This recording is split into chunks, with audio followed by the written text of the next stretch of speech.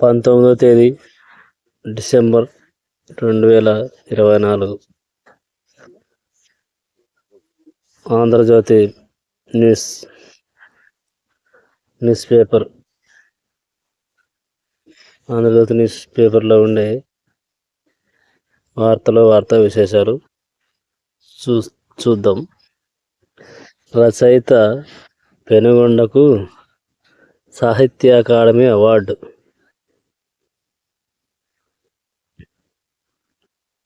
లక్ష్మీనారాయణ వ్యాస సంపుటి దీపిక ఎంపిక. పల్నాడులో జననం, న్యాయవాదిగా ప్రాక్టీస్, 50 ఏళ్లకు పైగా తెలుగు సాహితీ సేద్యం, అదనం జాతీయ అధ్యక్షుడిగా సేవలు. వచ్చే ఏడాది మార్చి 8న అవార్డు ప్రదానం. రంగంలోకి ఈడీ.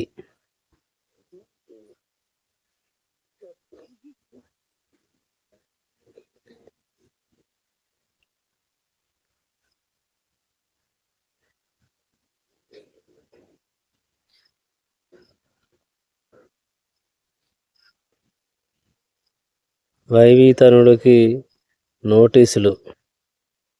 కాకినాడ పోర్టు కేసులో మరో మలుపు. మనీ లాండరింగ్పై ప్రాథమికంగా విద్యా నిర్ధారణ. జగన్ హయాంలో చేతులు మారిన వాటాలు బెదిరించి భయపెట్టి కొట్టేశారని ఫిర్యాదు. విక్రాంత్ రెడ్డి, సాయిరెడ్డి తదితరులపై ఇప్పటికే సిఐడి కేసు నమోదు. కోర్టులో సోదాల్లో కీలక ఫైళ్ల స్వాధీనం.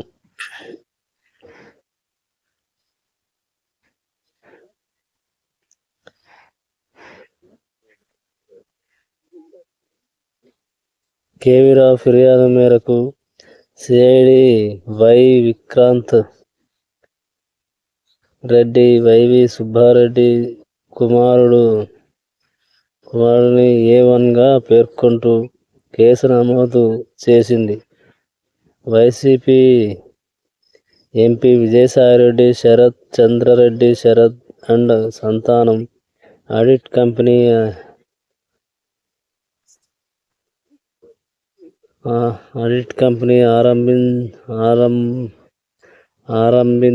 అరబిందో సంస్థను నిందితులుగా చేర్చింది. ప్రస్తుతానికి విక్రాంత్ రెడ్డికి మాత్రమే ఈడీ నోటీసులు జారీ చేసినట్లు తెలిసింది.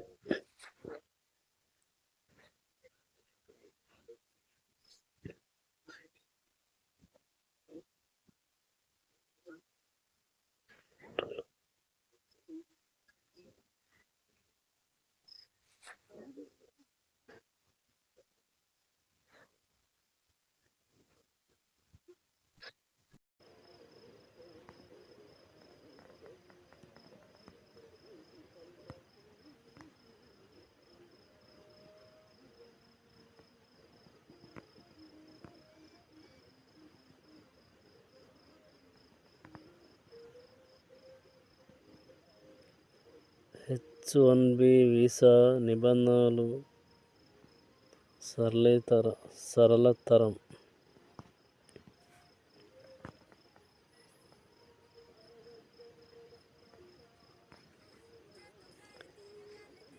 ఫెర్నీ ఢీకొన్న నౌకాదళ బోటు, 13 మంది మృతి, ప్రాణాలతో బయటపడ్డ 101 మంది. ముంబైలో పడవ ప్రమాదం. అధిక పెన్షన్ పథకం వివరాల సమర్పణకు గడువు పెంపు. జనవరి 31 వరకు అవకాశం.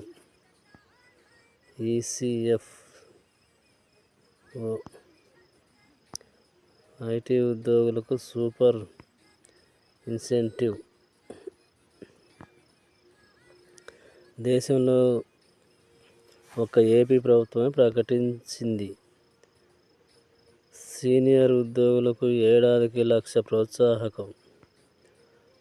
వరుసగా 3 ఏళ్ల పాటు ఉద్యోగి ఖాతాల్లో జమ.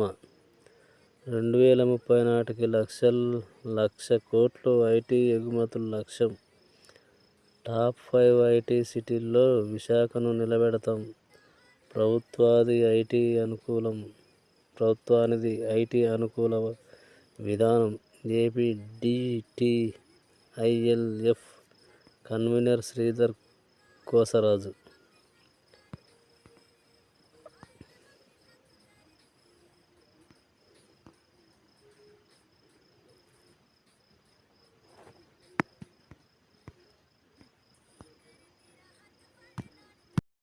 అధిక పెన్షన్ పథకం వివరాల సమర్పణ గడువు పెంపు.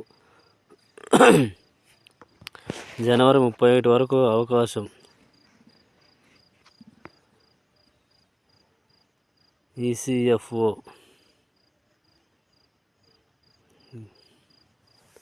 న్యూఢిల్లీ డిసెంబర్ 18న అధిక పింఛన్కు సంబంధించిన వివరాలను సమర్పించేందుకు ఉద్యోగుల భవిష్య నిధి సంస్థ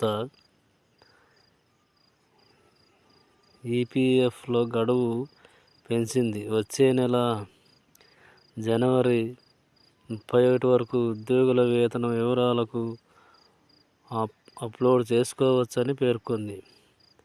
2023 ఫిబ్రవరి 26న ఈ పథకం ప్రారంభమవగా గడువు 2023 జూలై 11లోగా మొత్తం 17.49 లక్షల మంది ఉద్యోగులు దరఖాస్తులు చేసుకున్నారు. అయితే ఉద్యోగుల వేతన వివరాలను అప్లోడ్ చేసే విషయంలో యాజమాన్యాల నుంచి ఆలస్యం జరుగుతోంది. దీంతో ఇంకా 31 లక్షల దరఖాస్తుదారులకు సంబంధించిన వివరాలు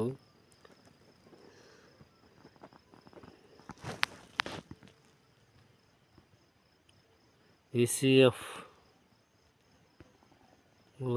అందలేదు. నిజానికి ఈ ఏడాది మే 31 కల్లా ఈ వివరాలను అందజేయాల్సి ఉండగా ఎంప్లాయర్స్ అండ్ ఎంప్లాయర్స్ అసోసియేషన్ విజ్ఞప్తి మేరకు వచ్చే నెల 31 వరకు గడువును పొడిగించారు.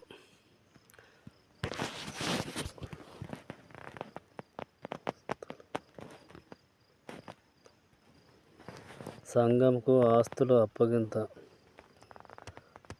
అమరావతి హైకోర్టు మధ్యంతర ఉత్తర్వులకు అనుగుణంగా సంఘం డైరీకి సంబంధించి గత ప్రభుత్వం 2021 ఏప్రిల్ 27న జారీ చేసిన జీవో 19ని కూటమి సర్కారు ఉపసంహరించింది.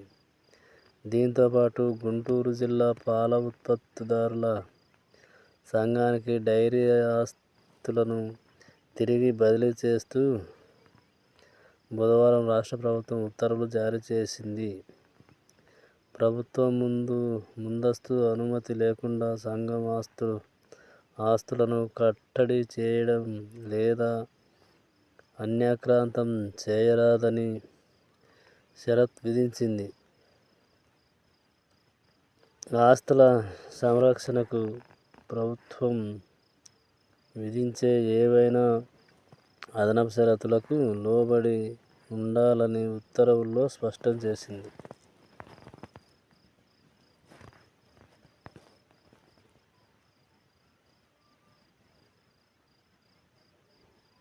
కెనడాలో విశాఖ యువకుడి మృతి.